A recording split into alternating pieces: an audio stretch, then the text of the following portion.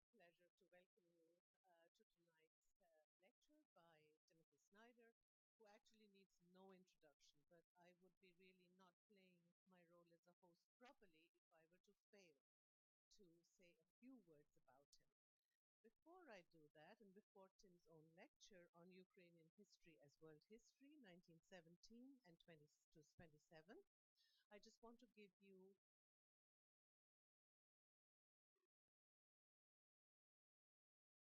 and so that you know that there is a program of which this lecture is a part, and that after Tim's lecture, there are some other things, goodies in the house that we would like to welcome you to. The lecture opens the conference Revolutionary Ukraine, a reflection on 1917 and its aftermath, organized by the Austrian Ukrainian Historians Commission, whose members I would like to welcome here with us. I think it's your second meeting here with us, and a very warm welcome to all of you. And organized under the auspices of the Ukraine in European Dialogue program at the IWM, which Tim had initiated here 2 years ago. Many of you have traveled a long distance to take part in the conference, and we're very pleased to host you here. The conference is accompanied by a cultural program on Ukrainian avant-garde films entitled Filming the Revolution. It's curated by Konstantin Akinsha, whom I would also like to thank for the work put into the curation of the cultural program, because it consists not only of the film retrospective, and you are cordially invited to see the films as well. I'll say a word about it in a moment, but also of an art exhibition. And this exhibition is housed at the moment at the IWM. I would like to extend a warm welcome to all three protagonists of this program. Dr. Akinsha, who is an art historian, journalist, and curator, as well as the founding director and chair of the Russian Avant-Garde Research Project in the UK. Ivan Kozlenko, an expert in film and cultural studies and director of the Ukrainian National Cinematic Center in Kyiv. And Claudia Slanar, also an art historian and a writer, who is the creator of the Blickel Keynote. After Tim Snyder's lecture this evening, I will request Konstantin Akinsha to give a very brief introduction to the in-house exhibition on Ukrainian avant-garde film posters, which are here at the Institute on display. I was told something which I didn't understand quite at the last moment on the staircase, but if I understood right, for those of you who are not great fans of going up and down the staircase many times, there is a possibility to view the posters in the room next door. What that possibility I understand, but I know that there is a possibility. So you have an easy way of watching, of viewing the posters, and you have a more arduous way if you decide to take our staircase. I would also like to welcome here, very special warm welcome to you, Maria Prishlak, Rector of the Ukrainian Free University in Munich, who is our cooperation partner since 2 years, since we established the Ukraine program at the Institute.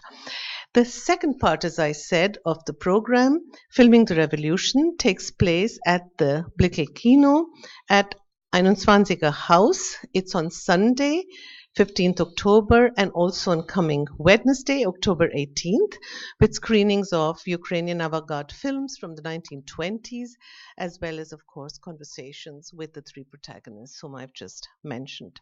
So I would like to extend you a warm welcome to visit the film evenings, the screenings as well. Very quickly, a really, really warm welcome to Tim Snyder again.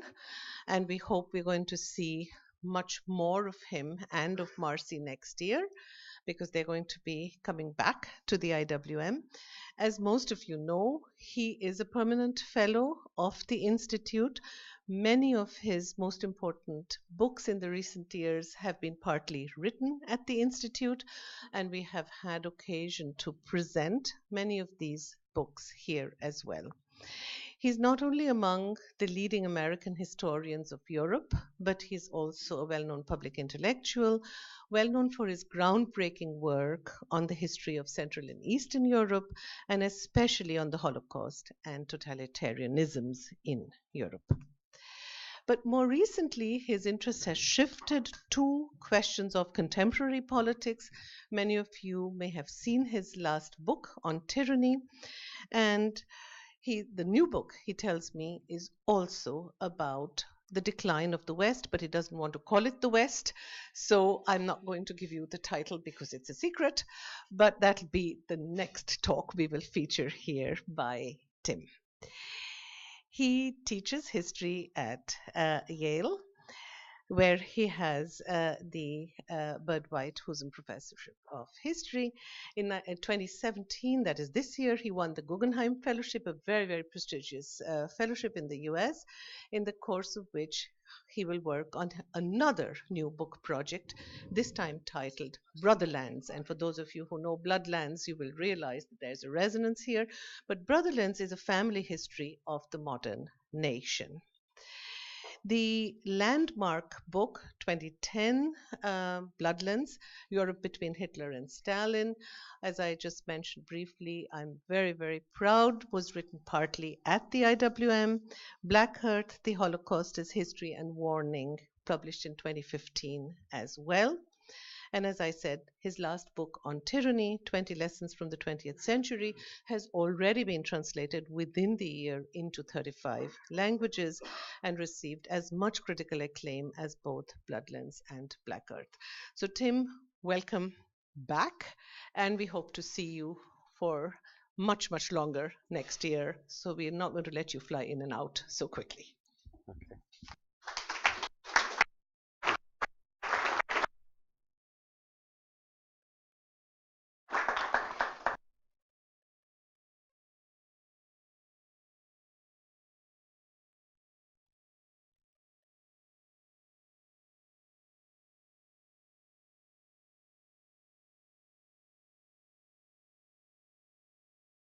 Your home, which is something that the IWM allows me to do. It's such a pleasure to be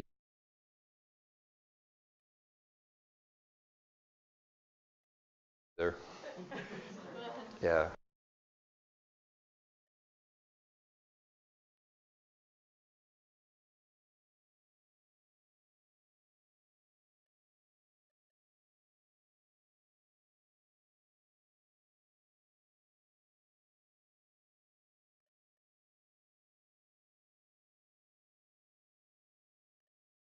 Pleasure to be here. Thank you very much. Thank you to all of you for allowing me to do. Thank you in particular to Ukrainian and Austrian.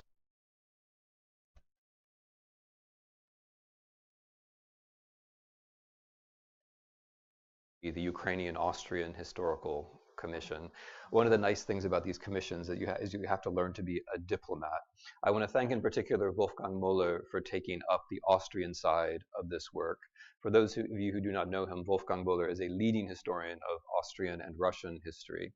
I was once reading a long book by Wolfgang Müller in my parents' house outside in the hot tub.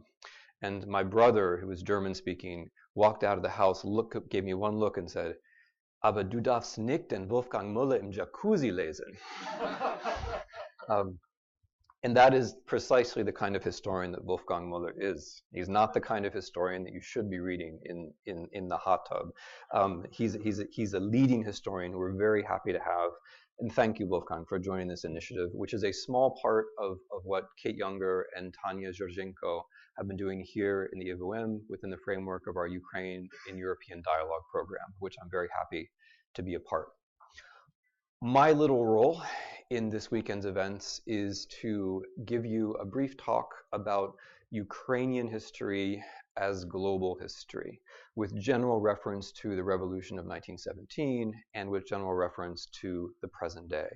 The claim that I'd like to make is that global history makes much more sense with Ukrainian history inside it. What I have found in my own work is that Ukrainian history is a kind of gift to global history, that Ukrainian history in many ways is a missing link that makes certain trends in global history make more sense.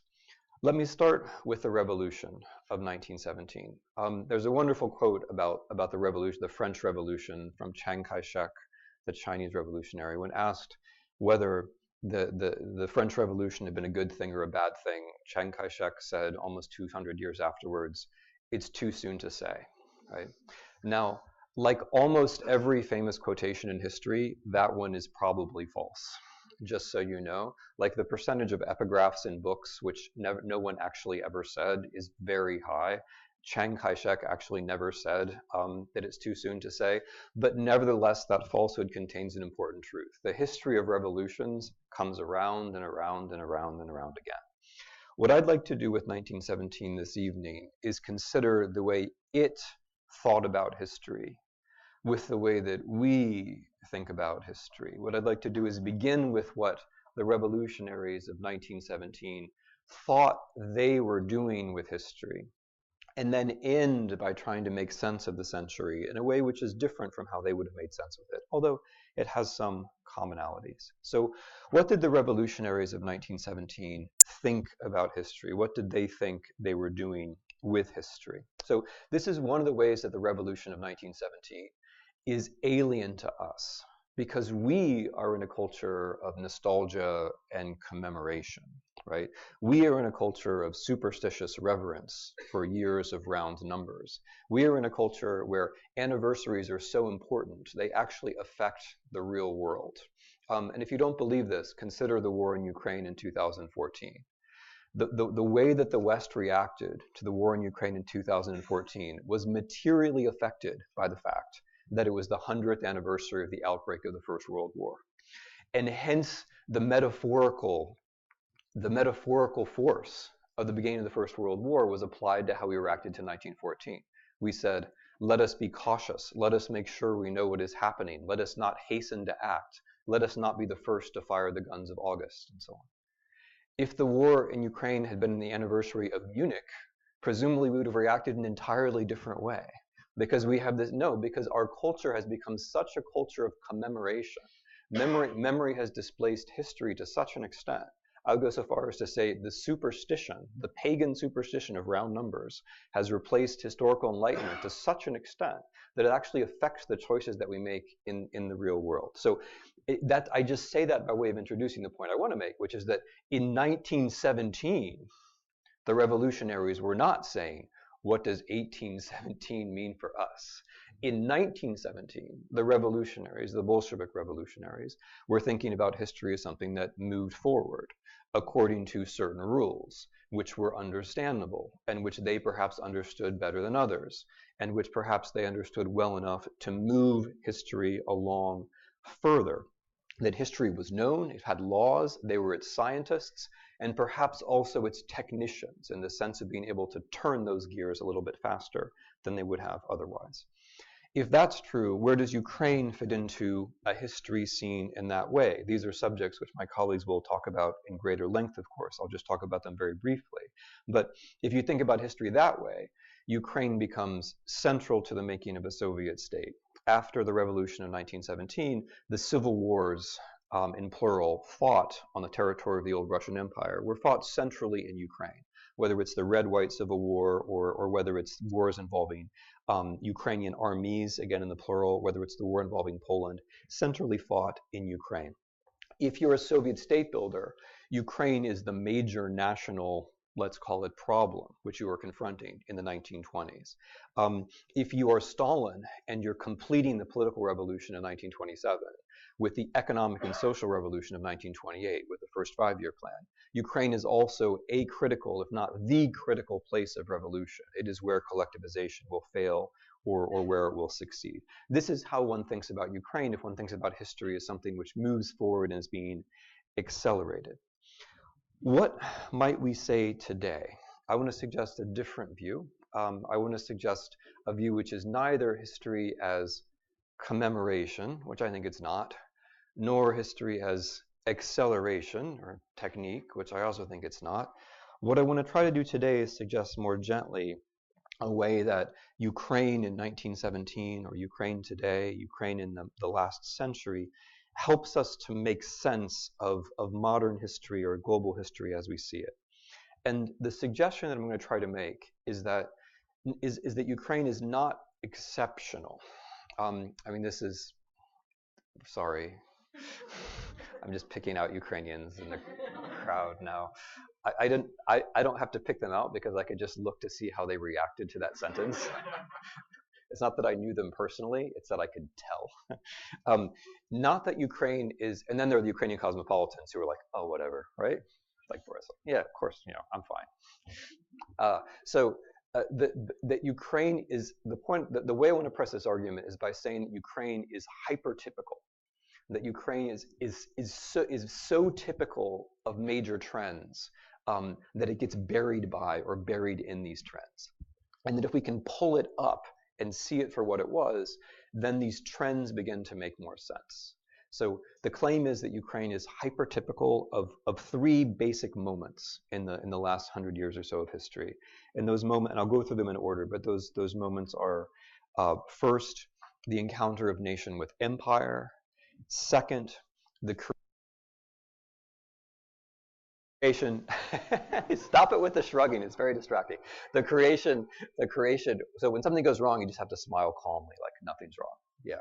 Like when you get married, it's really good. Like no matter what happens, just smile. Like it's all good. It's just great. Okay. So I've just changed your life. So the empire. The second is the creation of what I'm going to call neo-empires or new empires in Europe in the 1930s and 1940s, European imperialism in Europe itself.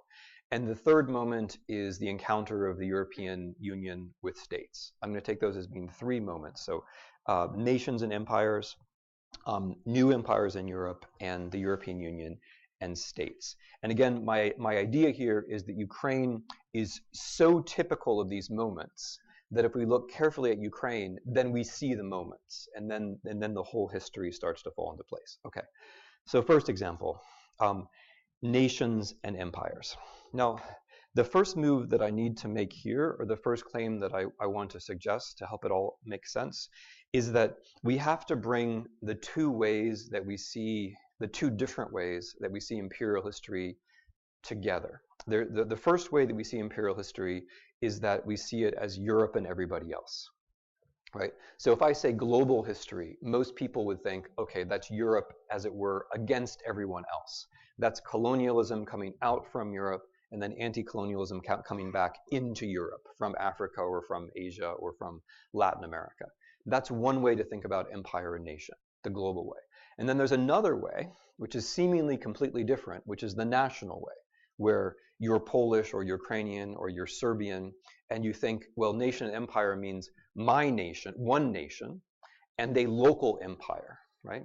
And unconsciously, we use nation and empire in both of those ways, in a global way and in a local way. And we unconsciously, I think, separate those out into two completely different histories. And what I want to try to suggest in this lecture in various ways is that that's actually one history, and that Ukraine is the place which can help us to see it as one history. Okay, so let me begin to try to make that case. Let me begin by talking about the revolution of 1917. So the Bolshevik Revolution presents itself as anti-colonial. And of course, the Soviet Union presents itself as anti-colonial. In what sense, in what material sense was the Bolshevik Revolution anti-colonial? In what way did the Bolshevik Revolution actually bring down empires in its own time? I'm going to make a suggestion that it does so in a very straightforward and almost banal way, which we can overlook. And that is that before we even think about how the Soviets worked against the British in India, or how they worked against the Poles in Western Ukraine, before we even get to that, we have to think of the moment of 1917 itself as a moment when land empires fell apart. That the revolution, so I'm not thinking about it in their terms, I'm thinking about it in mine. That in 1917 is the beginning of a moment, 1917 to 1918, when the land empires of Europe fall apart. That the Russian Empire is, of course, the land empire par excellence. Muscovy, started in 1410, moved south through some of Europe in Asia, then moves eastern to meet to the Pacific Ocean, then and finally moves west, Kiev, Treaty of Andrusovo, partitions of Poland in the end of the 18th century, Catherine the Great a bit before that, down to the Black Sea. That this is the world land empire. It's the biggest land empire in the history of the world. It's the land empire par excellence. When that empire falls, whatever the Bolsheviks say about it, right, that's the beginning of a trend. Because what happens after that, when the revolution begins, the Habsburgs and the Germans, I'm going to now do this tricky chronology thing that historians sometimes do, okay? So after the Bolshevik Revolution, November 1917, the Habsburgs and the Germans rush in, right, to fill the void. They jointly occupy Ukraine. They have big ideas, especially the Germans, about how they're going to apply the notion of self-determination to Eastern Europe to create a bunch of client states in what's now the Baltics, Belarus, and Ukraine. They come rushing in early 1918. They sign treaties at Brest-Litovsk to formalize this state of affairs. They send in people, Skoropadsky and in the nice Habsburg case, Vasil Vyshivany, lest we forget. They have their own ideas of how to getting better, which are different. The camera is going to wonder like who I'm talking to this whole time, right? The different ideas.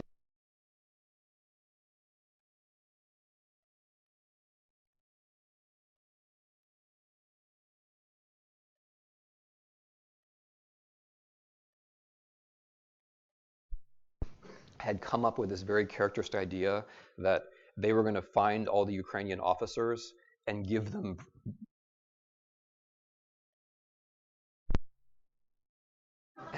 and so the German diplomats were reporting back to Berlin on this, and one of my favorites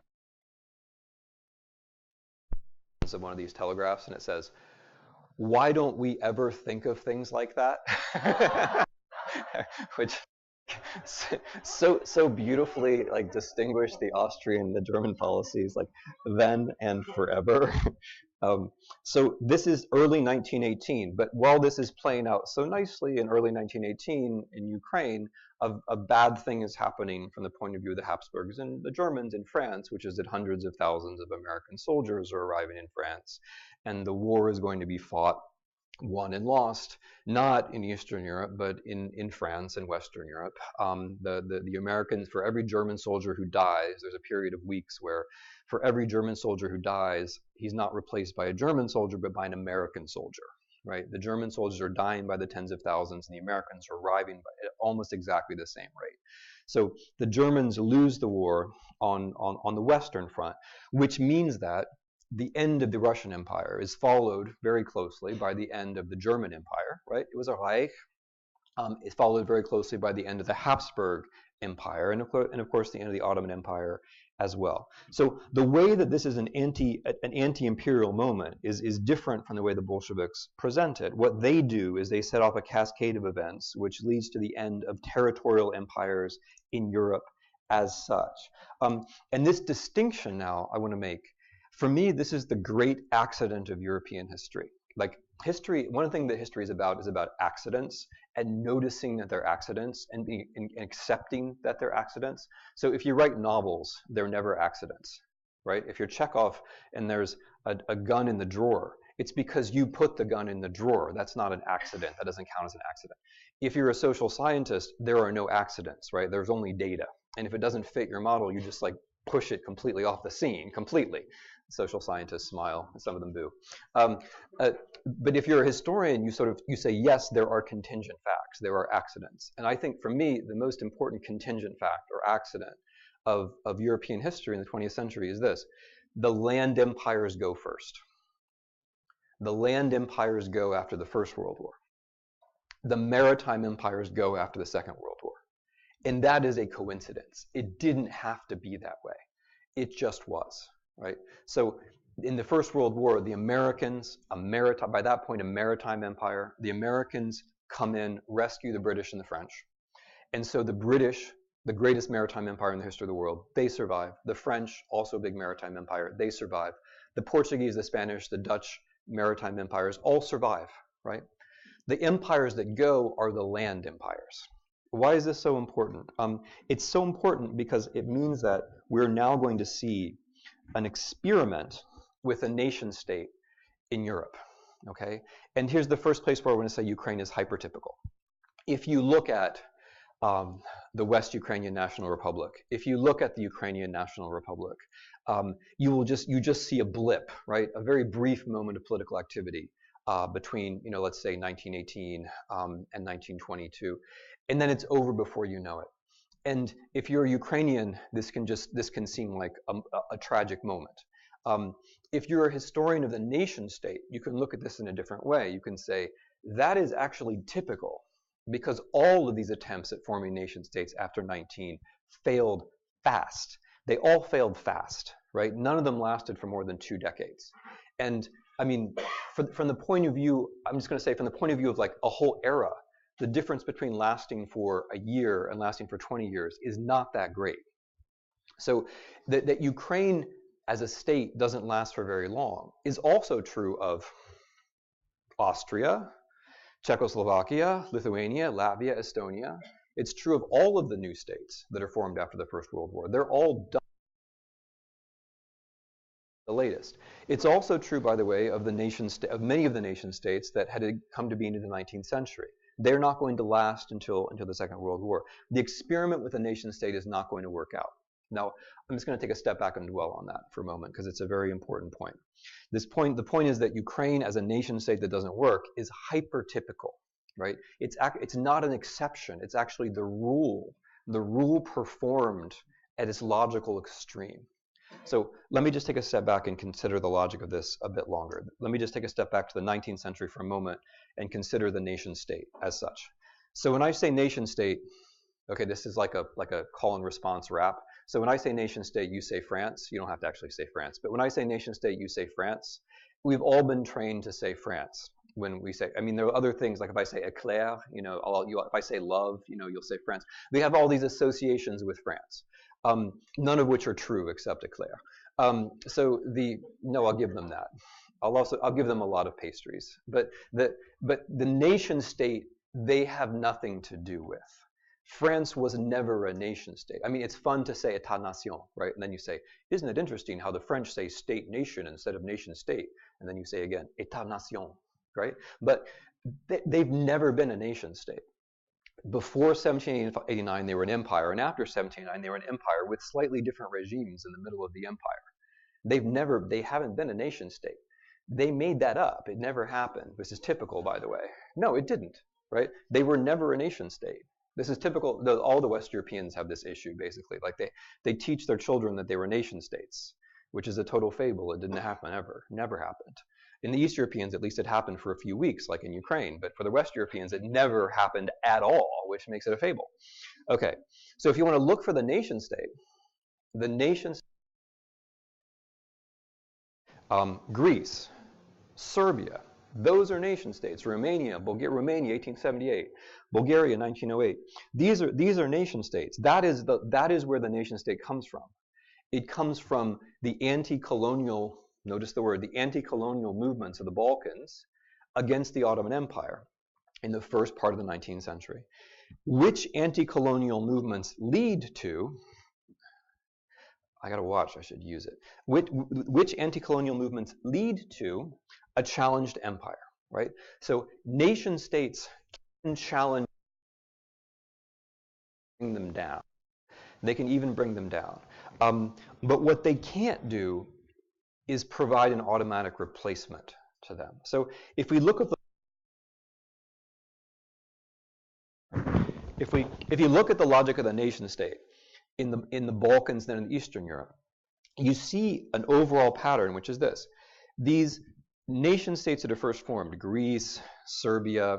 Serbian history is actually, I mean, in my view, the key to all of this. Greece, Serbia, Romania, Bulgaria, Albania. The pattern is the nation states are not sufficient unto themselves. The nation states create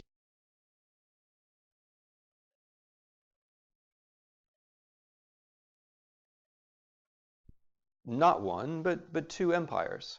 The First Balkan War of 1912 is these new nations sovereign by driving the Ottoman Empire out of Europe, which is a world historical event, right? Empires are not supposed to lose wars to these small nation states. In fact, when I say nation state, you think sovereign, but that's not what the powers thought. The powers thought these new nation states are just our clients. It's just imperialism with a different label, basically. When the nation states of the Balkans fought a war and drove the Ottoman Empire out of Europe, they were proving themselves to be sovereign. They were proving that they could do things on their own. Similarly, and more disastrously, the assassination of Franz Ferdinand and the beginning of the First World War is an exercise in Balkan sovereignty. Right? So the First World War is actually the Third Balkan War, and it follows the logic of creating the nation state. So nation states can create problems for empires. What they can't do is solve those problems. Hence the irony of the outcome of the First World War. So the First World War is started by nation states, Serbia. Admittedly, a lot happens in the intervening 4 years. But puzzlingly, it's still a bit of a puzzle that at the end of the First World War, Serbia is a victor. Its war aims are fulfilled. And not only that, Serbia's political philosophy spreads across much of Europe. So the nation state, which forms in the Balkans against the Ottoman Empire in the 19th century, is then extended after 1918 to much of Eastern Europe. So new states are created: Poland, Czechoslovakia, it's a nation state, all of which, as I say, are going to fail disastrously very soon. And what's typical of all this, and this is the point that I'm trying to make, is that without a system, these nation states don't have a chance. Now, if you look at it from the point of view of Czech history or Ukrainian history or Macedonian history or whatever, it all seems like an individual tragedy. The Poles are the best about this, right? I mean, the Poles are the best at presenting what happened in the 20s and 30s as being a very specific tragedy, to which no one else's tragedy could possibly be compared. And the way they do it is by not studying the period. But magical national history is that your collapse looks unlike everybody else's collapse. But in fact, these nation states were basically doomed by the lack of a higher European level of politics in the 1920s and 1930s, right? That's what they have. Ukraine here is very typical. Ukraine is not really unlike these other places in the 19th century. It too has its grand romantic poet, right, Shevchenko. It too has its populist historian who, is probably better in another language, but nevertheless manages to write the whole national history as a social history in an impossible labor, right? They all have that. Ukraine has that too. It too has the songs, right? It too has the story about how we've been divided among empires, which, by the way, is a good thing. If you want to have, the Poles do this too. They say we were divided in three. That's terrible. If you want to have a national movement, partition is a good thing. No, it is. Not being partitioned retards a national movement. That's not what they teach you in school, I know, but it's actually the case. Think about why is the Russian national movement still in 2017 entangled with the imperial idea? Why is the Belarusian national idea so weak? This is why. Having Galicia separated from the rest of Ukraine is an advantage, not a disadvantage, because it means that in the 1860s and 1870s, when Ukrainian politics becomes hard in the Russian Empire, you can then go to Lviv, Lemberg. In Poland, it's the same story. When things get hot in the Russian Empire, you go to Poznań and you write some books. And when things get bad there, you go to Krakow and you drink some coffee. And then you just repeat the whole thing, right? That was Józef Pilsudski's biography, by the way, that I just gave you. So being partitioned is actually typical. It's actually a favorable condition. It's not some kind of unique tragedy. So up until 1918, Ukraine is actually typical. And then when it doesn't get a nation state, what I'm trying to say is that's also not exceptional. That's hypertypical. When we move into the next moment, we see how Ukraine is typical in a different and in a more tragic moment, which is the moment of neo-empire. I'll spend less time on this because the argument will be familiar to those of you who have read Bloodlands or Black Earth. But the argument is that in the 1930s and 1940s, what both the Nazis and the Soviets tried to do can only be understood if you see how they are looking at world empire. We can say, well, we're just going to look at German sources or whatever, holding myself back. Or we can say, we're just going to look at Russian sources. But, and this is something that Kotkin has right, the way that they see the world is by way of world history. So Hitler is not saying, I'm going to build the German nation or anything like that. What Hitler is saying is that we don't seem to be able to build a maritime empire around the world. This is in Mein Kampf. The only thing that is left for us to do is to conquer Eurasia, right?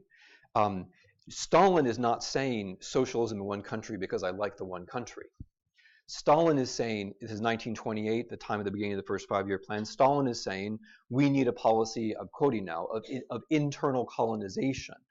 I'm quoting still, because unlike the great colonial powers, we don't have maritime territories to exploit. Right? That is the logic of the first 5-year plan in a nutshell. If you don't have a far-flung colonial empire, you colonize yourself. You colonize yourself. So the ideologies are very different, and the goal of colonization was very different. But where these two neo-imperial powers focus their energy overlaps. Overlaps where? It overlaps in Ukraine.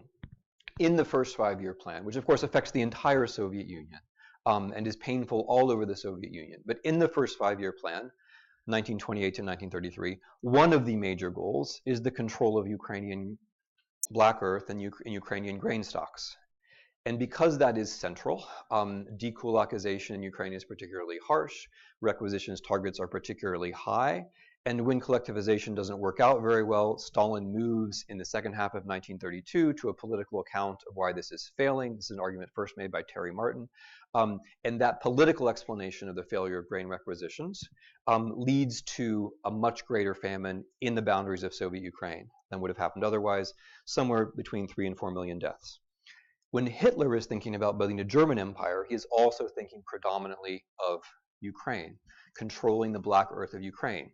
His idea, in this respect, he is like Stalin, is that the only way to rival the British, who are the world superpower at the time, the only way to rival the British is for us, the Germans, to be autarkic, to be self-sufficient. The only way to do that is to control enough rich territory, by which we mean, above all things, Ukraine. And so, again, the idea of how this is going to be done is different, although there are certain interesting overlaps, because Hitler is aware, for example, and his planners are aware of the collective farms. So the idea is that they're going to use the collective farms in order to extract even more grain. That doesn't work, by the way, because the Germans just have an occupation apparatus. They don't have the party. It's one of many places where our stereotype of German efficiency completely breaks down. The Stalinist apparatus was much better, incomparably better at extracting grain from Ukraine than the German apparatus was. At the end of the day, the Germans get less grain from Ukraine than they get from Belgium in the Second World War, which is a sign of how things don't work. But they do succeed in starving people, not as many as they planned. They planned to starve dozens of millions of Soviet citizens in this winter of 1941 alone. They don't starve that many, but they do starve people. They starve almost 1 million people in Leningrad during the siege. They starve tens of thousands of people in Kharkiv and Kiev. And above all, they starve or kill as a result of malnutrition around 3 million Soviet prisoners of war. So there is the point here is that you have this encounter of what I'm calling new empires. And the result in Ukraine is particularly deadly. Roughly 3 to 4 million people starved in 1932-33. Another 3 million Ukrainian inhabitants of Soviet Ukraine killed by German occupation, of whom more than half were Jews. Another 3 million or so inhabitants of Soviet Ukraine die as Red Army soldiers. So there is no event of this scale in any other country in the world. And the reason that we have it, the reason that we see it or can see it, the way that we can see this whole phenomenon of the neo-empire or the double neo-empire is to look at it from the point of view of Ukraine. If you look at it from Berlin or from Moscow, you don't see it. Now, it's a terrible, terrible price, right? And it just suggests to me that we should at least try to understand. Okay, third point, which is Europe and the state. So the first historical moment was the nation and the empire. And my point was Ukrainian failure to establish a nation state is actually typical and revealing. Second point was the new empires, Europeans colonizing Europeans. And my point was, from the perspective of Ukraine, the aspirations and the consequences of neo-imperial policy comes clearest. My third moment is Europe, or the European Union, and the states. Okay, so here again I'm going to repeat a very important tendon, a very important connection in this argument, which is that we have to be able to connect empire in the sense of Europeans and the world with Europe itself. Because the whole deception in contemporary European history is to break that, right? The way that Europeans tell history, West Europeans mostly, tell themselves history is to break off the imperial history and to tell themselves a story of national history, which means that no one understands, I think, some of the most important things. Okay, let me now try to make this connection. Let me make it by way of, let's say, think about Stalingrad and think about Bonn, right? Think about the siege of Leningrad and think about Wiesbaden. Think about partisan warfare in Belarus, and then think about nice journalists in Hamburg. You know, the images are very hard to hold together in one's mind. It's very hard to put together the nice image that we have of the Federal Republic of Germany, West Germany, the history of West Germany, right? If I say the history of West Germany, what do you think about, right? The selection of associations that we have with the history of West Germany is very hard to get together with the selection of images we have with the Holocaust, starvation sieges, mass shootings in Eastern Europe. The interesting thing is that it's the same people, right? It's the same men who achieve both things. It's the same people. There are more Nazis in the German Foreign Service in the late 1940s than there were during the Second World War. Former Nazis, of course, at that point. It's the same people. It's the same history, right? And if we can establish that, then we can start to think about the relationship between an empire and a state, or what a state chooses to do. I don't say any of this to tarnish the origins of the European Union, but only to make it more realistic. What's interesting and characteristic about the Germans is not that they lost the Second World War. That's not so important. What's important is that they lost a colonial war, and they did so early, and they knew it. They knew it. As of 1939, the German idea is empire cannot be established in the broader world, but we can establish it in Europe. As of 1945, the conclusion is empire cannot be established anywhere. What shall we do? What shall we do? And the answer is, beginning in 1951, we have a nice set of economic agreements with the French, with the Italians, with the Luxembourgeois, with the Belgians, with the Dutch. We have this thing called European integration. The history of European integration is integrally linked to the history of empire. It is not so closely linked to the history of the Second World War. Okay, that's a European fable. It's what Europeans tell them. That's a good point for me to be censored, actually. We learned from the Second World War that war was a bad thing. Hence, we started this process of European integration. Okay, you must have heard this because it is the standard West European propaganda. And it is not, it has no relationship to reality at all. If Europeans learned from the Second World War that war is a bad thing, then the centers of world pacifism would be Russia, Belarus, Ukraine, and Israel. Right? Because those are the Europeans who suffered the most from the Second World War. If suffering in war made you a pacifist in Europe, then these would be the centers of world pacifism. I ask not for your particular judgments about Russia, Belarus, Israel, and Ukraine, but can we agree that they are not the centers of world pacifism, right? They're not. What Europeans learned from, okay, and why is it so much fun to say we learned from the Second World War that war was a bad thing? Because the next move you make is, and the stupid Americans didn't learn that, right? That's why it feels so good. Like many things that are completely that's why we accept things that are not true, because they feel good. So what Europeans actually learned was that losing colonial wars could not be done indefinitely. The Germans were ahead of everyone else. They lost the colonial war in a definitive way. But as other Europeans, the French, the Dutch, the Portuguese, the Spanish, the British, lose their colonial wars, they land in Europe, right? Europe is the European Union, the European project, the European community, and then the European Union is the soft landing after empire. That's what it is. But you don't say that to yourself because you never tell history to yourself. What you say to yourself is the fable of the wise nation. The fable of the wise nation says, we were always a nation, then we got to the Second World War, and we learned that war was a bad thing, and so we started economic cooperation. That's the fable of the wise nation, right? It bears no relationship to reality. And the reason why, I'm not just saying this to make me feel good and you feel bad, because it doesn't make me feel that good. I'm saying it because the important thing is that if we get this piece right, we begin to see how the European Union matters, and again, how Ukraine is hypertypical. Because if the European Union is the safe place to land after the end of empire, that gives us a different way of thinking about the West European state, which is very important, especially at this time of national populism. Because the whole premise of national populism is, hey, let's go back to the nation state. And interestingly, no one ever responds, we can't do that because we never had a nation state. Right? There are many reactions to national populism in the European Union, but as far as I know, that's not one of them.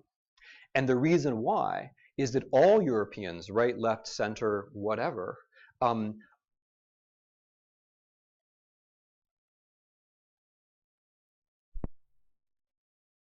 relevant because it means that for example, it's very relevant to Brexit. There cannot be Brexit. If there's exit, no Britain. If there's Britain, no exit. But there won't be both. There is no reason to think that you can go back to a British state when there's never been one. There's been an empire, and then there's been a collapsing empire which was bailed out by an integration project. But there has never been a Britain as such. There's never been a France in this sense. There was a French empire which fell apart and which was rescued by a European integration project. There has never been a France in the sense of l'hexagone, right? L'hexagone is one of these evocative phrases of something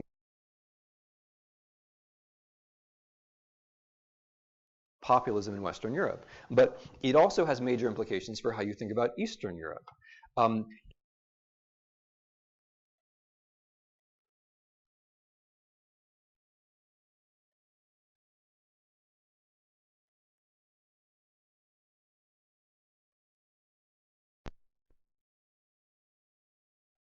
You don't draw a general lesson. You say, well, we didn't last very long because the outsiders. If nobody lasts,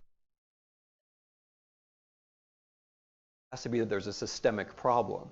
But East Europeans, by not considering this in a systemic way, are making a big mistake. But I wanted to talk about Ukraine. So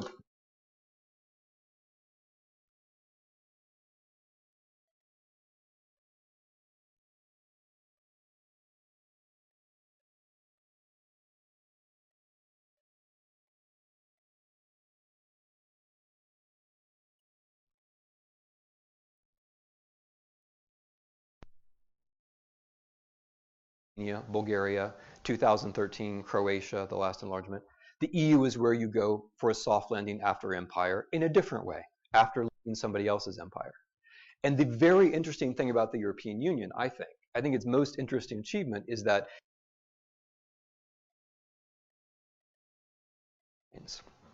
and in that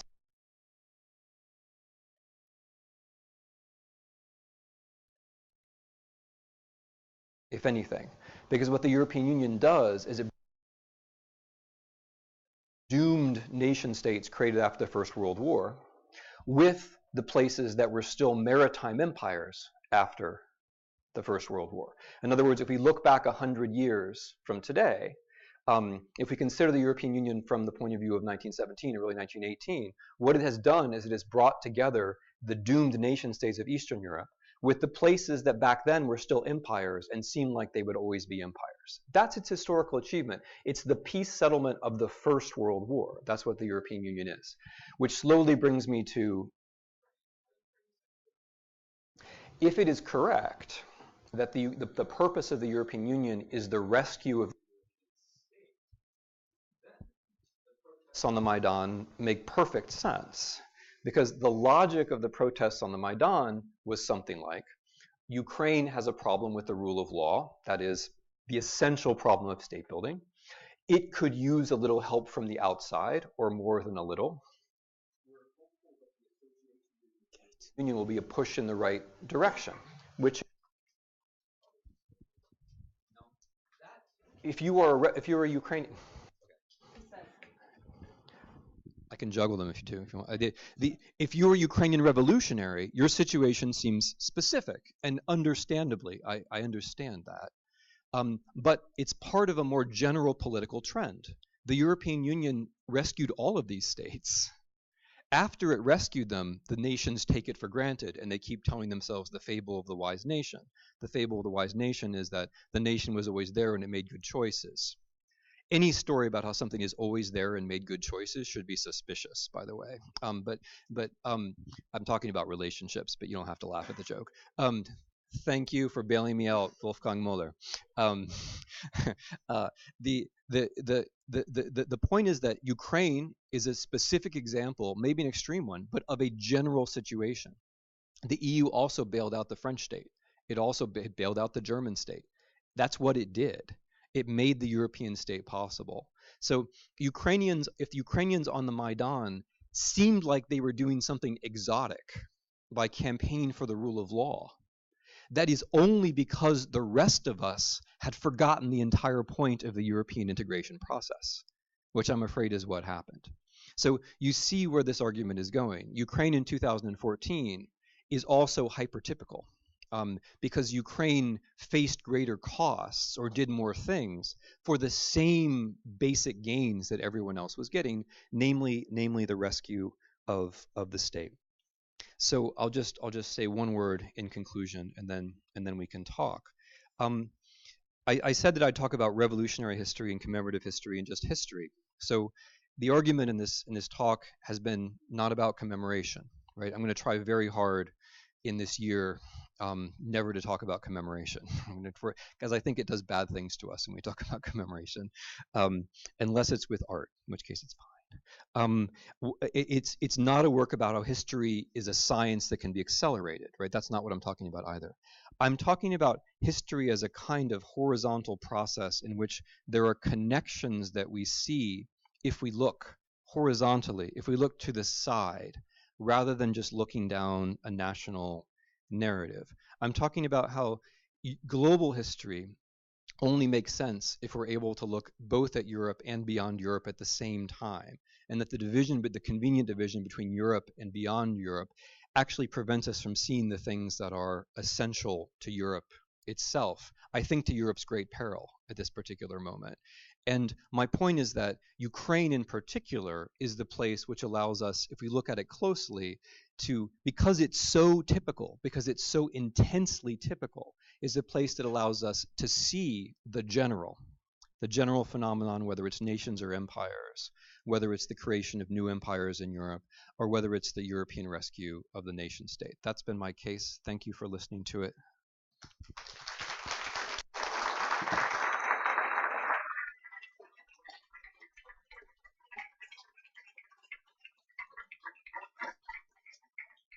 So if anyone has questions, raise your hand and I can pass the mic.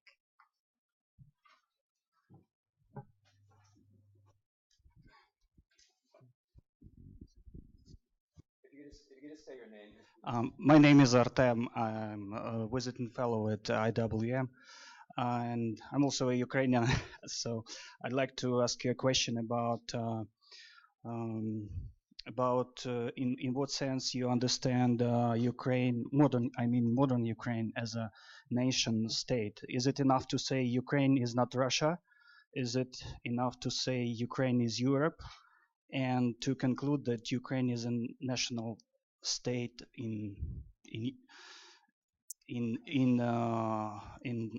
according to notion you use, nation state.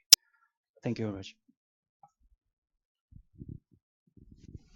Well, I guess one of the points I was trying to make is that the discourse of the nation is radically different from the reality of the state.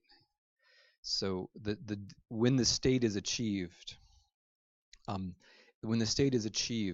a discourse of the nation appears, which is radically at odds of the actual history of the nation. This is something that I'm just convinced of. The European Union is just an example of that. When the European Union rescues the European states, it also rescues the myth of the nation. The only reason why Portuguese and Polish school children and Estonian and Greek school children and even German and French school children can learn national history in state schools is because Europe rescued their states, you see? And so the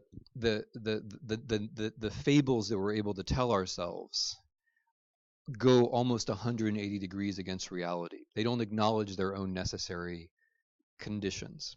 So if you're asking me why, at what point I would say that Ukraine is a state, I was using nation state to kind of let me go back and forth between stories of the nation and the political reality of the state. I wasn't trying to say that only ethnicities can make a state or anything like that. If you're asking me under what conditions Ukraine would be a state, the historical evidence is very strong, I think, that the European state depends upon some larger level of politics in practice, not de jure, right, but de facto. That of course, Ukraine was a state before Russia invaded it, but the Russian invasion is harder to conceive of had Ukraine at that time been in some larger European unit of politics. There's a reason why it's hard to think of war between Germany and France now, even though for the previous 600 years it had been totally normal. So de facto, I think the way that European states achieve statehood is by performing a kind of trick where they give up sovereignty and get a lot more back, right? There's a magic trick with pooling of sovereignty. So what Europeans complain about is, oh, we gave up sovereignty and now we have less. That's what everyone says. And it's interesting how similar that is to the period of Glasnost. Like when Gorbachev made this mistake that communists always make when they try to reform and they allow free speech. With Glasnost, everybody in the Soviet Union used Glasnost to say, we've got a secret that we just have to share, and that is that we on the periphery were exploited the whole time by the center. Right? Everybody said that, including the Russians. Everybody always is of the view that your part is exploited by the center. So I mean, it's just a kind of historical rhyme. But now in the European Union, I mean, everyone is of the view that, well, yes, of course we're giving more than we get, and everyone is wrong. Literally, everyone is wrong, because what everyone is getting is sovereignty. So you may be giving more money or less money or a little sovereignty or more, but what you're getting is the state. And that goes totally unacknowledged. So anyway, I mean, the way I think of the Ukrainian state is that a European state needs a higher level of politics. In that sense, I think certain Ukrainians figured this out, and I'm trying to learn from them rather than the other way around. I can't define an abstract condition like not Russia or Europe, right? Because it's a historical process. So it's Konstantin's question. My name is Konstantin Akinsha. I was fascinated with your theory of this failing national state and interwar Europe as a cemetery of national states. But in this one national state, which is the national state of Finland, that's despite of all obstacles, attempt of communist coup after the war. What is this? Is it an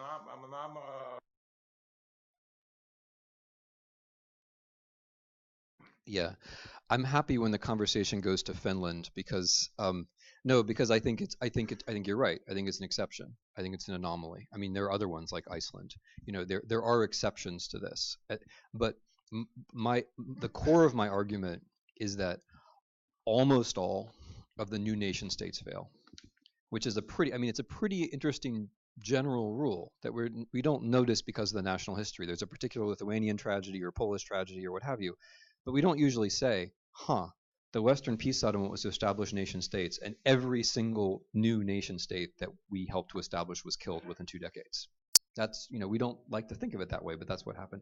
But there are exceptions. I take your point. And the second part of my claim is that all of the major maritime empires then joined the European Union, which I also think is interesting. I mean, isn't it interesting that, there are various kinds of arguments about that at the time, but they all did it. And I also find it interesting that Britain can only leave, but which I don't think is going to happen, by the way, but Britain can only consider leaving after it no longer remembers what it was to be an empire. When you're losing the empire, you know perfectly well that you need a huge trade zone, right? Because you're used to having one. Once you've been in the interesting thing about the European Union is that it motivates our strongest human capacity, which is the capacity to take things for granted.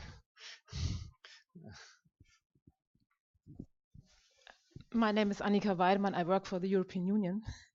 Not anymore on Eastern Europe or Western Balkans or anything. I'm working on Iran, which is bad enough. But assuming I would go back to Eastern Europe and maybe Ukraine. Now, your theory that you displayed, basically, that the state cannot be a state without the overarching umbrella somehow. I think that is an interesting point and might be true. I have to think about it more. And maybe the Ukrainians in 2004 and 2014 felt this. And that's why they demonstrated to be closely associated or be a member of the EU. However, the EU didn't really react in the way they maybe should have reacted. So in a situation where there is no willingness on the EU side to invite them and allow them to be a sovereign state inside the European Union, in such a situation where we have on the to the east of Ukraine, a country that has a different agenda. Now, what is your advice for us, for the EU? I mean, you're coming awfully fast from. I mean, you're saying, okay, you have this historical analysis, now solve the world's problems. Whereas, whereas, right. Whereas, I mean, I'll comment on that, but I want to say that much as it's enjoyable to comment on contemporary things, I think it's really important to actually have a kind of orderly notion of the past, right? Because, I mean, let's say that I'm actually correct. And I think, I mean, in a way, these are just simple empirical claims. The interwar nation states didn't make it. The maritime empires, when they lost their maritime empires, joined Europe, right?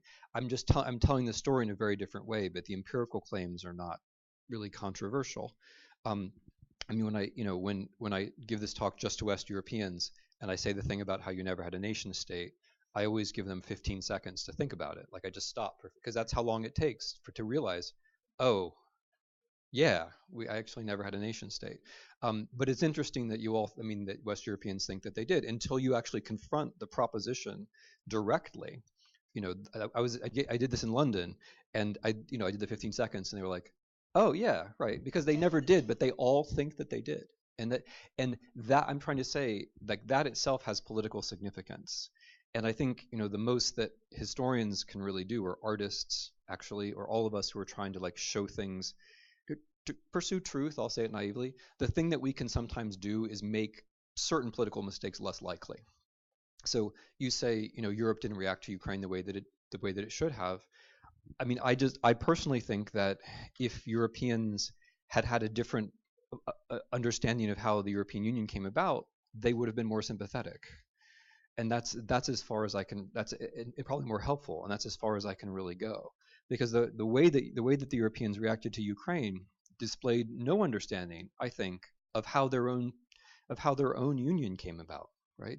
The European Union has a way of consuming its own history. It has a way of only thinking about the future, of telling a certain story, and then the nations, the member states, are all locked into national histories. Right? There isn't there isn't really European history. It's not taught in schools, right? I mean, in America, European history is a legend, like, because it's the thing that American historians, I'm being recorded, can't do. Sorry. So, like, for us, like, European history is this thing, it's this challenge. Americans have this chip on their shoulder about Europe. We've got to learn the French and figure out the Enlightenment and the Renaissance and the Italian. But in Europe, there's no such thing. You're not taught European history in schools, really. I mean, or not that well. It's different from country to country. Poland's actually better than a lot of countries. But and then which European historians write, like, simple, accessible histories of Europe? There aren't really that many of them. yeah, it's another one. Like you can think for 15 seconds. There just aren't that many. So there isn't European history in that sense. It's that there's this story of the future of ever closer union, and then there are these fables of the past, which are basically incoherent. And then there's this missing ground. And my modest claim is that if that more of that missing ground were full, then some of the politics would take care of itself. But okay, I will say this about the European Union, which is that I think the European Union either goes forward or it disappears. The logic of the European Union is the logic of rescuing states. Once it stops rescuing states, it will also stop rescuing the states that are its members. Right? It either goes forward or it doesn't exist.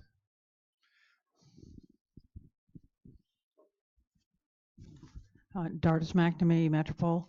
I learned something very important from you in your earlier book about the Red Prince, the Königin von Ungarn, because there you spell out the detailed planning that the Habsburgs made in the years approaching the end of World War I, where they had a system of little kingdoms that they were going to set up as subsets of the empire, of the Habsburg Empire, and that would have been a confederation of some sort, formed to be decided along the lines of Hungary maybe, or related. And in parallel to that, you sort of have Churchill's comments in his memoirs about how the taking apart of the Austro-Hungarian Empire was the cardinal tragedy at the end of World War I. I'm just interested, and then just one small tidbit, which was that Otto Habsburg on his 95th birthday told an assembled group in Vienna, when he was asked about how he felt about the expansion of the EU, he said, well, that's what we had in mind all along.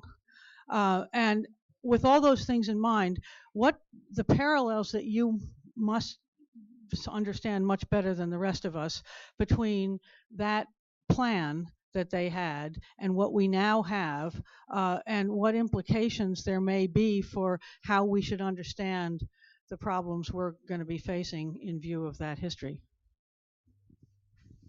I'll say too, I don't want to get down into the details of Archduke Karl Stephan and how he was raising his children to be members of different nations. Although it is fascinating. But it's an example of the interesting proposition that empire and nation can go together. And when I look at the work of my Habsburg colleagues, right, whether it's the brilliant Peter Judson's recent synthetic history of the Habsburg monarchy, which summarizes the work of people like Terazara and Ben Fromer and Eagle Glassheim, Jeremy King, a bunch of other great historians of the Habsburgs in the post-Habsburg period, the whole way that the field has tilted has been to say that the Habsburg Empire was actually pretty functional by the standards of its time and doing a pretty good job with the national question before the Great War. That's the way that the field has basically gone. As the historians of the field, I think, have gotten more sophisticated. And I find that really interesting because the lesson that many of us in the West drew from the First World War was something like nations and empires can't go together, and that the British and the Americans and the French were doing something liberatory by wiping the Habsburg monarchy off the face of the earth because it was a prison house of nations. And of course, things were going to go better after that. And then we don't really come to grips with, some of the consequences of that. We don't like to think, well, okay, we had Wilson and self-determination, and then none of those states survived for more than 2 decades, and they were all either destroyed or they became Nazi allies, or they became Nazi allies and then Soviet satellites within a few years. We don't face it that way, right? We the Cold War is a bad thing, the Soviet Union is a bad thing, the Nazis are bad. But we don't think, well, our creations, collapsed amidst that. We don't tell the story that way. And so it's not that, I don't want to make this opposition between like bad France and America and the good Habsburg monarchy, but I do think there's something like a Republican paradigm. I don't mean Republicans are a political party. I mean like Republican in the sense of republics, where the French and the Americans, considering themselves as republics, as secular, as modern, define the Habsburgs as being backwards and doomed to die. Right. So the war was just destiny. It wasn't action by people or by us. It was just destiny. And yet, when Wilson gave his famous speech about the 14 points, as you'll probably know or be able to deduce, there were, obviously there were no women, but there were no blacks. We had already, like the Jim Crow and Jim Crow had already proceeded so far, and the southern states had already cooked their electoral processes to such an extent that there were no blacks in the U.S. House of Representatives. And yet there we were saying that the Habsburgs were so discriminatory to their nationalities, right? So there is something strange about the way we've received the First World War, and it's almost as though in order to justify ourselves, we have to say empires and nations can't go together, and then we forget all the interesting ways that the Habsburgs were trying to make them go. The way you mentioned is one, but there were others. There were all kinds of legal reforms. There were all kinds of efforts at cultural toleration. Much of the Austrian left, Rena and Bauer, were thinking about ways to have some kind of nationally just empire. So that whole tradition was was cast away. Now, it's not just like the EU. Of course, Otto von Habsburg is exaggerating a little bit, but there is something about the need for two levels of politics, where what happens, some things happen in one place and some things happen in another place, and how that's strengthening rather than weakening. You can see that as a kind of lesson of the Habsburg monarchy, which again, by world standards in 1914, was a pretty wealthy country with export-led economic growth, and where national toleration, although always a problem, was rather increasing than decreasing.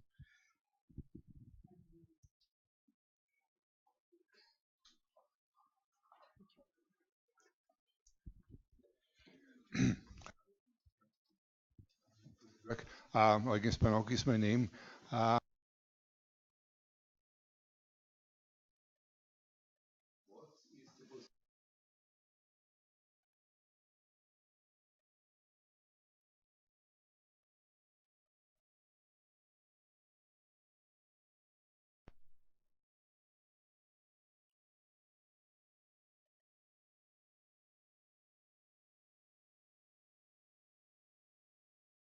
No, that's a really good question, because on my own premises, no one is outside the argument, right? Everyone has to be inside the argument in one form or another. So I take it the question is about, you're talking about the contemporary Russian Federation. Yeah. So the contemporary Russian Federation is, I think, the state whose actions make all of this clearer. I mean, you can, my brief was to talk about Ukraine, but one could give a very similar lecture about Russia, where instead of protests on the Maidan, you would end up by talking about the formulation of Eurasia as a policy in 2000, especially in 2013, where what the Eurasian policy reveals, I think, is that the leaders of the Russian Federation had understood uniquely that they were a former empire which was not going to find a soft landing in Europe. Now, we can debate about whose fault that is, right? We can say the Europeans could have been more sophisticated in how they approached Moscow. We can say that the Russians should have been more realistic about what integration means. As I see it, in different ways, Putin and Yanukovych had this period in their careers where for years they told themselves you could have it both ways. You could both be a kind of oligarchical clan leader and you could move your country to Europe. There's a very interesting editorial that Putin wrote, I think it was for Die Welt, a German newspaper that he read in 2010, where he basically says that. He says, let's have it both ways. We can't quite make Russia like Europe the way that you expect, but on the other hand, we're a really important country. So why don't we just integrate without Russia doing any of the things that are necessary to integrate? He put it in a slightly different way, but that was the idea, right? And that's in a way, that's the kind of turning point. Because if we think about the scheme in terms of Russia, Russia is the first European post-imperial state to actively reject Europe as a soft landing. That's what's historically interesting about the current Putin presidency, is that there were 3 important articles that Mr. Putin wrote, one in late 2011 and then 2 in early 2012, where he actually sketches this out explicitly, where he says that we no longer think that Europe is a goal. We're not going to try to reform ourselves according to European models. We're going to redefine integration not as the rule of law, but integration as civilization. This is the same time that he starts talking about Russia as a civilization state. And what's meant by civilization is not achievement. not meeting the standards of the European Union, but just it's not doing anymore. It's being. It's a kind of ineffable notion of Russian virtue, which in practice, means heterosexuality or something. But the idea is that we're not going to do things because integration isn't about achievement. Integration is about virtue. And he says this very explicitly. And then, interestingly, at the end of the third article, he ends the third article with this war cry about Ukraine, where he says, and not everyone understands that Ukraine is part of the same civilization that I'm talking about. And anyone who doesn't understand that, let them know that we will never be separated, Ukraine and Russia, which I thought was pretty interesting at the time, and I think turned out to be pretty important. So the way to understand, as I see it, Russia, Ukraine, and Europe is to understand Russia and Europe. That the war in Ukraine is just a part of a larger anti-European turn, because, and this is all very logical, if you're Moscow and you've drawn the conclusion that you can't join Europe, then it follows immediately from that. It's the next heartbeat that Europe can't be allowed to exist in its present form. If Europe rescues other nation states so that they are richer and freer than your state, that cannot be allowed to continue. So the moment that you realize Europe, see, it's the same thing I said in response to the question about Ukraine. The moment that you realize you can't join Europe is also the moment that you have to do away with Europe. And so it's not, as as Russians used to say, it's no accident that that you then get in 2013 the turn against Europe, where Europe is defined as decadent. The conference organized by Malofeev, where the Front National comes and they say the problem with Europe is its decadence, its homosexuality. Everything is redefined in terms of values rather than in terms of achievement. And then, likewise, again, going back to, when you see Russia going into Ukraine, or when you follow the Russian media coverage of the Maidan, which I did quite closely, the way that what they did with the Maidan was that they said this is an example of Western decadence. On the first day of the Maidan, when there were only students protesting, on the first day, day one of Russian media coverage, talked about a homosexual crisis in Ukraine. Day one, right? It was just students on the street at that point.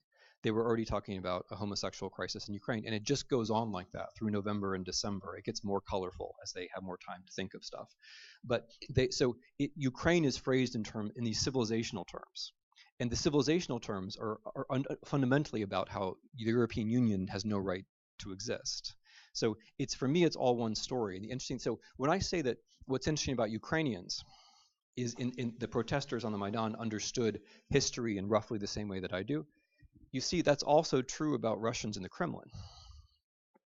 They also understand history more or less the same way I do. They're just in a very different position, and they have different instruments of power, and they're deploying them in these ways, right? They understand that Europe either rescues states or it doesn't exist at all. They understand that. I think that's axiomatic to them. If Europe not rescuing Ukraine is the same thing as Europe not existing. And the policy against Ukraine is the same as the policy against Europe. It's all one thing.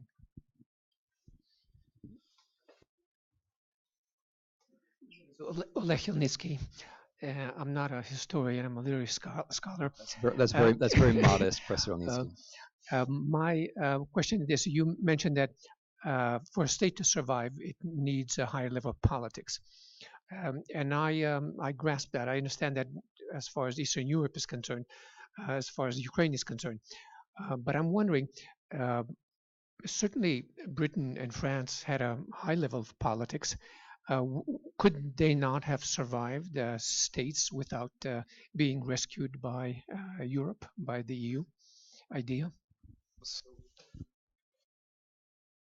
But the important thing in your question has already been answered by your question, which is that you've shifted to a counterfactual, which for me is the important thing, right? So we've already agreed that that's not what happened. And that is a huge advance over the consensus understanding of European history. The consensus understanding of European history is what I call the fable of the wise nation, where there really were nations and they made choices. I'm sorry, I'm belaboring your question. I know you understand your own question. I'm just trying to suggest why it's important. What you're saying is maybe they could have, right? It's a conditional, it's a counterfactual. And so my answer is going to be extremely conservative, right? Because actually my whole argument my whole argument has been very, very conservative. It's tried to stay very close to the ground of what the facts actually are, as opposed to like the narrative gravitation which makes them otherwise than they seem. And the facts as they are that the thing called France and the thing called Britain did survive inside the European Union, right? And so therefore for me, I'm not going to answer your question definitively, but therefore for me, the burden, I'll just put it this way, the burden of proof is upon those who would like to show that Britain and France could survive without some higher level of politics. And if we can go that far, going back to your question about like what Europeans should do today, that makes the whole Brexit debate totally, or would have made the whole Brexit debate totally different, because the people who are arguing for Brexit did not feel the burden on them to show that Britain could exist as a state. Nobody felt that way. Everyone on both sides of the argument assumed that it's going to exist as a nation state. But I think, once we see history correctly, then the burden of proof is on you to show that you could do it without everyone else. And I mean, that's a useful, I think, word of caution also, if you're Warsaw or Budapest and you think that there's no way that the European Union can leave you, which I think is not true at all. Okay. So as master of the clock and holder of the microphone, I am going to jump in. My name is Kate Younger. I'm the research associate with the Ukrainian European Dialogue program here. And I'd like to thank for his talk tonight for a bit of entertainment and also enlightening insight. Thank you.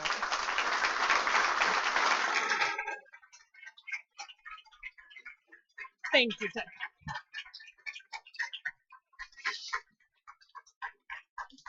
We're going to shift gears ever so slightly to the artistic aspect of our program. And before I hand the microphone over to Dr. Akinsha, I'd just like to say that you should have on your seat a little flyer that lists the film screenings that are going to be taking place on Sunday and then again on Wednesday. You are very, very warmly welcome to join us for those. It's going to be a great program. On Wednesday in particular, these are films that have never been screened in Austria before, and so we'd be very excited to have you join us for those.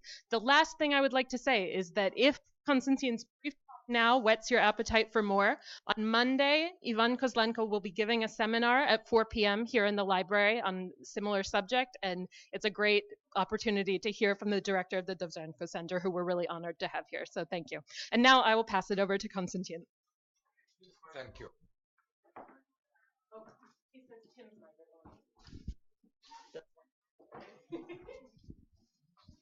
In difference to Professor Snyder, I have very, very short time, and I just want to introduce our project. In a sense, few years ago, I could say that Ukraine, it's a country without history. Now it's a country with history, but still a country without art history. There are reasons for this. We are starting to research the history of Ukrainian avant-garde, Ukrainian modernism, Ukrainian art of the first half of the 20th century only during last years. It's very understandable because in difference to Russia, we lost probably 40, 50 years of research of the modernist tradition. Because Ukrainian modernism was facing two burdens. During the Soviet Union, it was treated as formalism, but Russian avant-garde was treated as formalism too. However, since the 60s, in Russia, researchers were finding tricks and excuses talking about artists devoted to the revolution and tried to partly rehabilitate some of them. In Ukraine, unfortunately, this burden had another side. They were not only formalists, they were treated as bourgeois nationalists. Because of this, research of Ukrainian art tradition of the 20s and 30s started basically only after the independence. And our knowledge still is very, very limited. We try to make a little exhibition. It's probably, let's say, the first project of this type on Ukrainian film poster. If Russian film poster of the same period is perfectly known, collected, sold, bought, represented in the biggest museum of Europe, Ukrainian film posters is by today Film Center succeeded to publish the first and the only book on Ukrainian film poster of the period. Many of these artists are not known to you. They were not even known to me, despite I am dealing with art history for quite a long time, and especially focused on Ukrainian art history. In some cases, we don't know even the first names of the artists. We know, like for example, Finagenov, we know his initial A, and there is no one document so far found mentioning his first name. It's a very interesting material because it's a really developed culture of graphic design, especially developed during late 1920s and during 1930, because after this, it's basically interrupted. Like Ukrainian film culture in general, of course, it's provoking one question and provoking very often fierce debates. For example, in the film presentation which we are organizing in the Belvedere 21 House, we are showing films by Dziga Vertov and Kaufman. And of course, our Russian colleagues will say, no, no, no, no. It's not Ukrainian avant-garde, it's Russian avant-garde. However, talking about Dziga Vertov, who was born not in Russia, not in Ukraine, let's say in the Grand Duchess of Poland, it's very difficult to find these labels. And plus to this, he was a real avant-garde film director and quite internationalist. But why we counting this as Ukrainian film culture? These people came to Kiev in 28, 29, 1930. Practically in the same very time when Kazimir Malevich found refuge in the Kiev Art Institute, when Vladimir Tatlin had to go to Ukraine to teach in the same art institute only because of one reason. Censorship in Ukraine was much softer than in Russian Federation. What was possible in Kiev was already impossible in Moscow or Leningrad. So Ukraine is becoming the last refuge for avant-garde, alas, for very, very short time. This time was limited basically by 3 years because after 1960, repressions begin and Ukrainian avant-garde culture was basically destroyed with severity, which was not even typical for repressions in Russia, because martyrology of Ukrainian art is basically endless. Quantities of artists, poets, film directors who were basically shot during the repressions is stunning. So what we're introducing to you with film poster is the first teaser. I really hope that research will be continued. I really hope that documents will be found. And the practice of Dovzhenko Art Center is proof. Unbelievable surprises, unbelievable discoveries are possible even today. I don't want to mention the famous quote from Bulgakov, which became quite stereotypical by now. The manuscripts don't burn. We know that manuscripts burn and burn very well.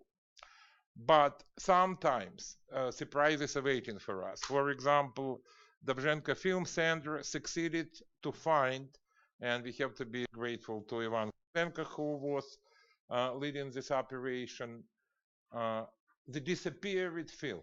The campaign for more than 50 years was counted as a lost film. Nobody believes that it exists. We knew only few film stills which were published in newspapers. But the materials were found in Ukrainian archives. The film was restored. This year was the premiere of this film in London. And next week it will be shown for the first time in Austria, which will be continental premiere of the film of Kaufman, which was counted disappeared. So we still have hope that something could be possible to find. I want to repeat that it's a very, very long road, and many, many things have to be done.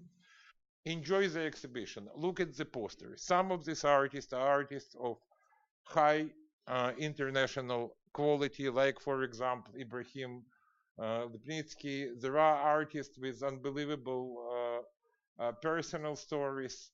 It's very interesting material, but again, it's the first effort to make these materials public, and long work is awaiting for us. Thank you very much.